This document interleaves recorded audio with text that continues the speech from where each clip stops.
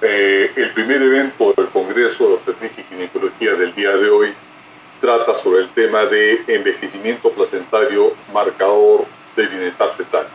Uno de los objetivos de la obstetricia es obviamente la salud materna y la salud fetal. Hemos estado siempre preocupados por ver qué cosas es lo que podemos hacer para predecir, para pronosticar y obviamente para prevenir problemas en la madre y por supuesto en el producto de la gestación, el feto. Por tanto, la conferencia del día de hoy a cargo del doctor Erasmo Huertas será muy importante, donde va a dar luces muy claras sobre cómo es que hay que hacer para ver este tipo de problemas dentro de la especialidad.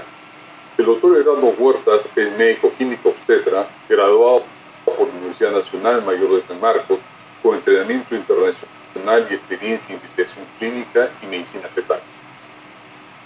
Es ex jefe del Servicio de Medicina Fetal del Instituto Nacional Materno Perinatal de Lima, Perú.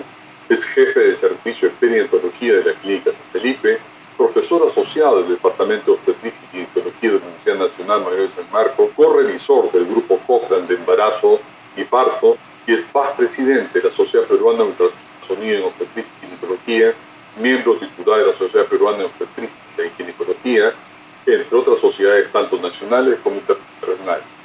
Damos la bienvenida al doctor Erasmo Huertas. Muy buenos días. Buenas tardes. Antes de proceder con la charla encargada, quería agradecer al comité organizador del 24º Congreso Peruano de Obstetricia y Ginecología y también Congreso Internacional de Obstetricia y Ginecología por la invitación para compartir algunos conocimientos sobre el tema de envejecimiento placentario, un marcador del bienestar fetal. Mi nombre es Erasmo Huertas Aquino y soy médico ginecobstetra, profesor asociado de la Universidad Nacional Mayor de San Marcos. Como introducción, comenzaremos diciendo que la placenta envejece conforme el embarazo avanza. Por lo tanto, el envejecimiento placentario sería un fenómeno fisiológico. Sin embargo, van a existir placentas que muestran signos de envejecimiento muy precozmente y otras placentas que van a llegar hasta el final del embarazo sin mostrar signos de envejecimiento. Esto nos lleva a preguntar, ¿es el envejecimiento placentario un marcador del bienestar fetal? Peter Granum, en el año 1979, fue el primero en proponer una clasificación práctica de la madurez placentaria en base a los hallazgos ecográficos de su apariencia, que él denominó textura. Definió entonces 4 grados de madurez, del 0 hasta el 3, luego de evaluar solamente 129 pacientes. Y su objetivo final fue establecer la correlación con la madurez pulmonar fetal. Y estas son las imágenes tomadas de la publicación de Granum. Recuerden que en esa época, 1979, los ecógrafos no tenían todavía escalas de grises, eran en blanco y negro, y la capacidad de resolución que tenían tampoco era muy buena. Y él, en estas imágenes, pudo determinar la existencia de una sustancia placentaria homogénea y de un plato coriónico liso, suave, que si lo queremos llevar a un esquema de dibujo sería de esta manera: placa coriónica lisa y la sustancia placentaria homogénea, grado 0 de placenta. Acá ya lo vemos, este mismo grado 0 en una gestación, en una ecografía en tiempo real, ya actual, ¿no? Donde vemos la característica de esta sustancia homogénea y la placa coriónica, el plato coriónico homogéneo.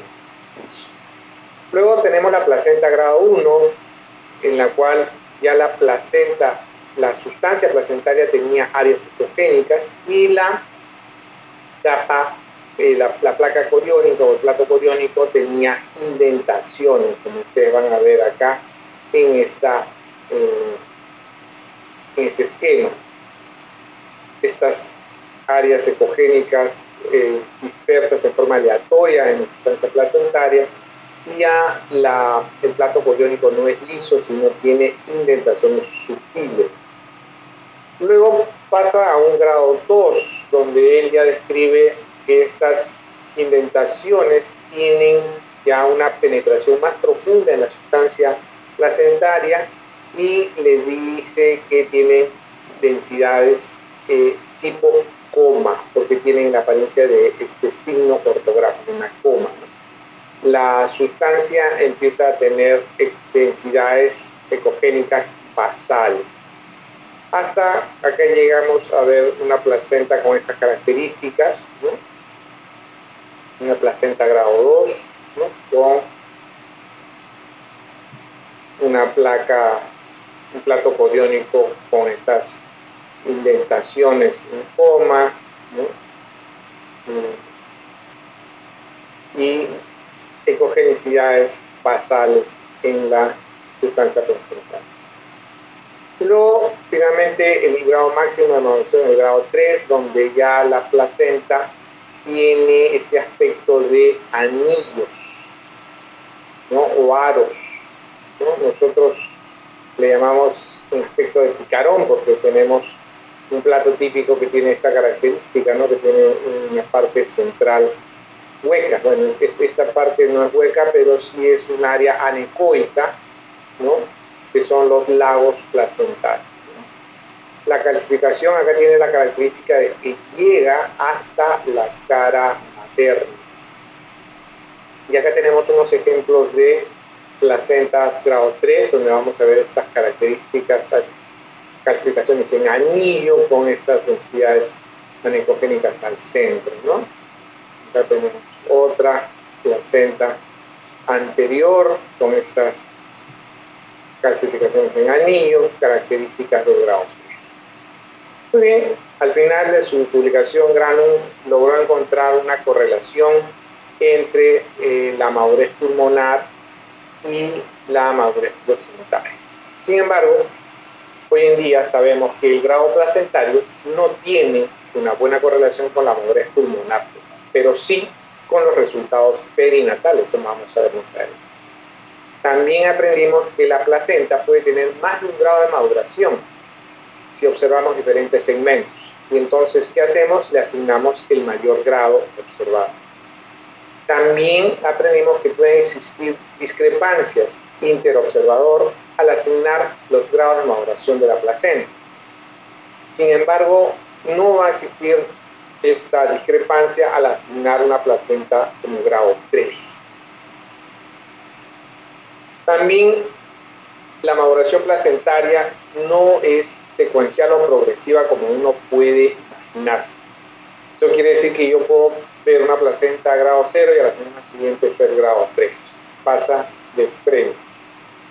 La placenta puede madurar antes de lo previsto debido a patologías del embarazo como la preeclampsia.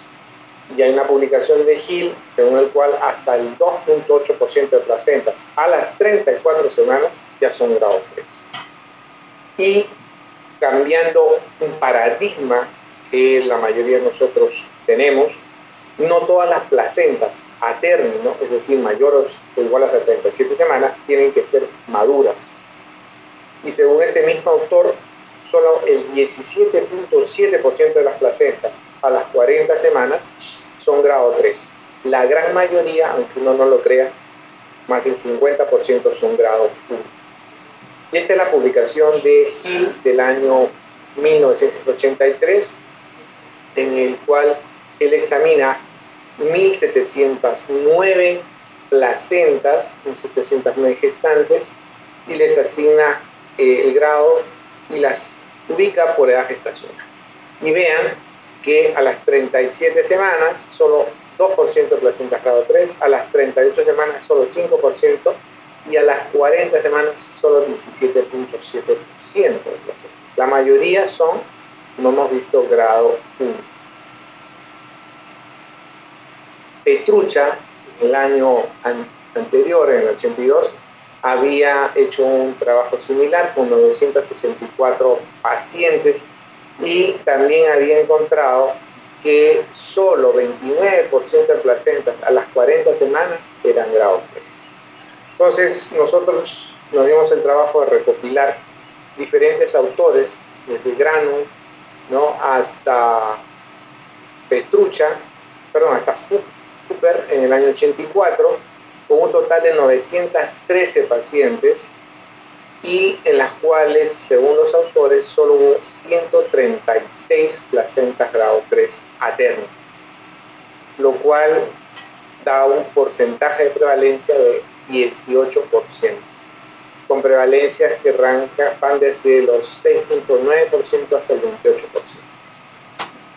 Pero en ningún caso, ni siquiera el 20% de las placentas a término son grado 3. Y las placentas pretérmino, según esta revisión también que hicimos de 5 autores, ¿no?, con más de 4.700 pacientes, solo 8.3% son placentas grado 3 entre las 30 y 35 semanas.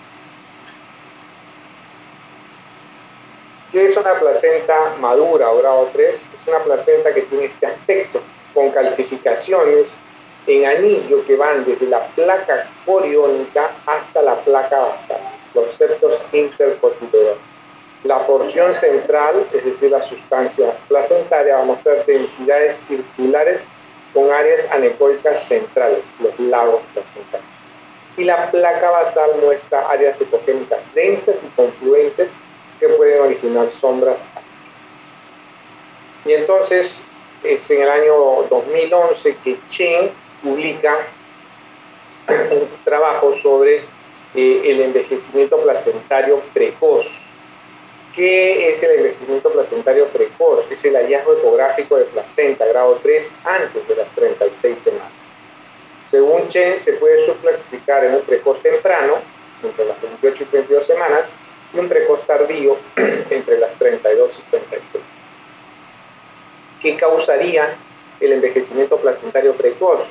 Son básicamente 3 procesos. Procesos distróficos que se relacionan con isquemia, por ejemplo en la preeclampsia. Procesos metastásicos que hablan de mineralización en un ambiente supersaturado, como en gestantes con diabetes. Y finalmente los procesos infecciosos debido a infecciones nanobacterianas generalmente ocultas, como en las coriomionitis. ¿Qué factores predisponen a que la placenta envejezca antes de tiempo?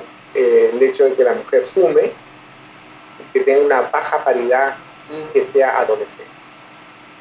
¿Y cuáles serían las complicaciones del envejecimiento placentario precoz? Todas las que ustedes ven ahí: RCIU, bajo peso al nacer, Apgar menor de 7, sufrimiento fetal agudo, hipertensión inducida por el embarazo, DPP, óbito fetal, muerte perinatal y hasta oligodrama. Aunque estas complicaciones para muchos pueden ser controversiales. Esta es una publicación de Kinlan en el año 82, que ya en esa época hablaba de que en los embarazos con placenta grado 3 pretérmino habían más complicaciones perinatales, como ustedes pueden ver. 56% de ellas tenían desórdenes hipertensivos, 27% de RCIU, 17% hacían sufrimiento fetal intraparto y hasta 7% hacían DPP intraparto. Chitlange en el año 1990 también publicó un estudio similar en el cual comparó las placentas grado 3 con las pacientes que tenían placenta grado 1 y encontró que había diferencias significativas, por ejemplo, en el porcentaje de fetos con RCIU, que en el porcentaje de fetos que hacían sufrimiento fetal, lo tenían líquido meconial, intraparto, y hasta en el porcentaje de pacientes que se complicaban con preeclampsia.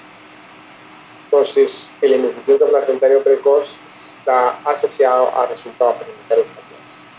Y una de las últimas publicaciones es esta de Chen, del año 2011, en el cual él compara también estos 3 grupos. El grupo número 1 son las pacientes con calcificaciones placentarias tempranas, pretérmino tempranas. El grupo 2 son las que tienen las calcificaciones tardías, y el grupo 3 es el grupo que no tiene calcificaciones, el grupo control, el grupo normal.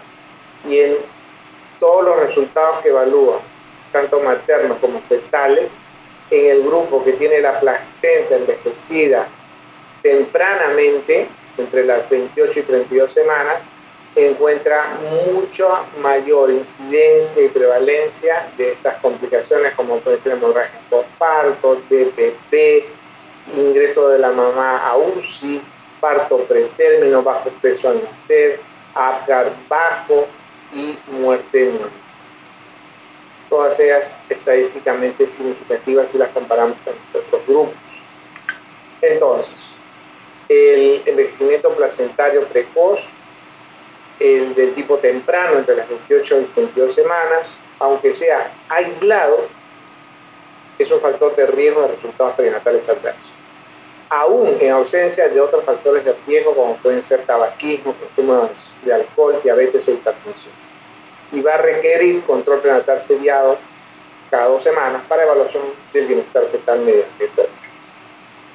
Nosotros poco quisimos demostrar esto en nuestro medio, y con la doctora Manrique hicimos una publicación sobre envejecimiento placentario precoz y complicaciones perinatales en la revista de la Sociedad Peruana de Ginecología.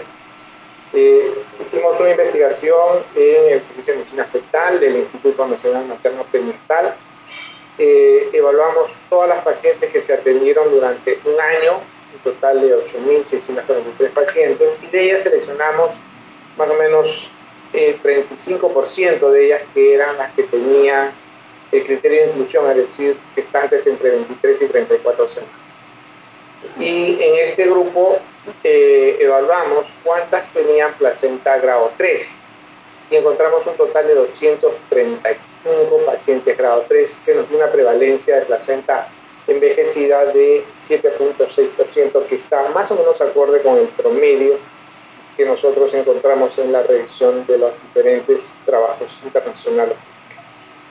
Esta fue la distribución de pacientes por edad gestacional. A las 23 semanas no hubo ninguna que tuvo placenta envejecida. A las 24 semanas 1, ¿no? A las 30 semanas 10, y recién entre 31 y 34 semanas encontramos el 85% de placentas envejecidas. Y estos son los resultados: las complicaciones perinatales en gestantes con placenta grado 3 antes de las 25 semanas, ¿no? Y la complicación más frecuente fue el hallazgo de bajo peso al nacer, con casi 18%, seguido por el síndrome de distrés respiratorio con 16.8% y la hospitalización neonatal con 15.9%. Hubieron 3 casos de muerte neonatal y 1 caso de muerte fetal. Y en cuanto a la relación entre estas complicaciones y los factores obstétricos, encontramos que las complicaciones se presentaron en mayor número en el grupo de edad materna, entre 20 y 35 años, en el grupo de cesareadas, primíparas, y entre las 29 y 32 semanas de edad gestacional al momento de diagnóstico de la placenta. Y en cuanto a las complicaciones perinatales en estas gestantes con placenta grado 3 antes de las 35 semanas, según la edad materna, encontramos que el grupo de pacientes de 19 años o menos y el de mayores de 35 años tuvieron el mayor porcentaje de complicaciones perinatales, con una correlación de Pearson de 0.03. En cuanto a estas complicaciones, según la edad gestacional al momento del diagnóstico, encontramos que a menor edad gestacional en la que se diagnostica la placenta grado 3, mayor el porcentaje de complicaciones perinatales.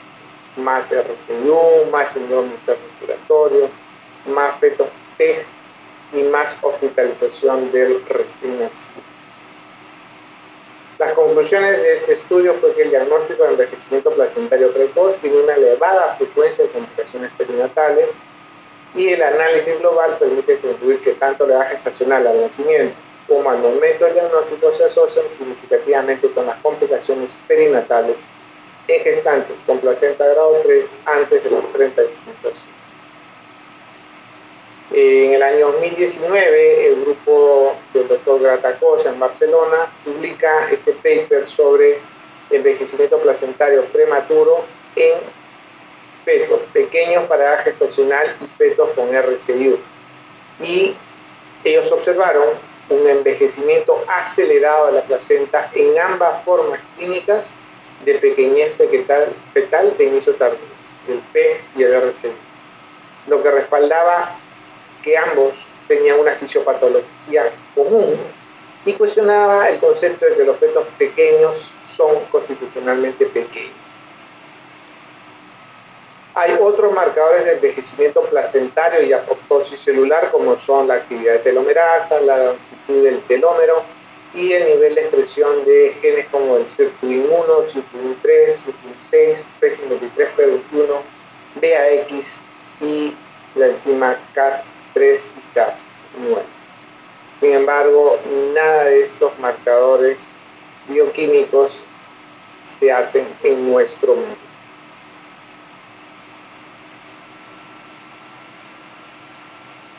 En cuanto a el grado placentario, el envejecimiento placentario en el embarazo prolongado, hay que recordar esta publicación del año 1987 de Anthony Vincisleo sobre el perfil biofísico fetal. Y según esta publicación, en embarazos post-término, la asociación de placenta grado 3 y oligohidramnios debe alertar la posibilidad de un síndrome de postmadurez.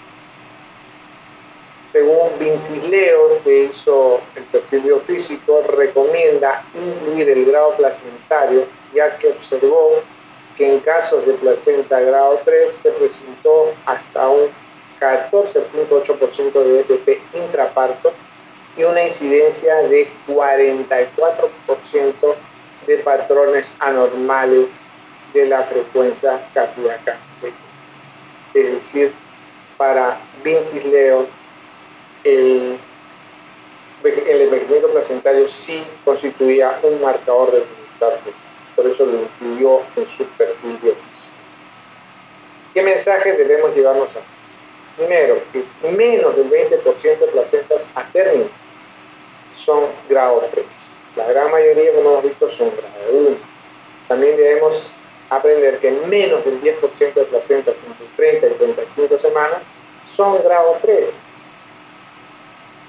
Y si observamos envejecimiento placentario precoz antes de las 35 semanas, considerar un factor de riesgo de resultados perinatales adversos. Pero si observamos placentas grado 3 a término, también pensar que podrían tener asociación con resultados perinatales adversos, porque no sabemos nosotros cuando hacemos esta evaluación ecográfica si esta paciente ya tenía la placenta envejecida desde mucho tiempo antes. Muchísimas gracias por su atención.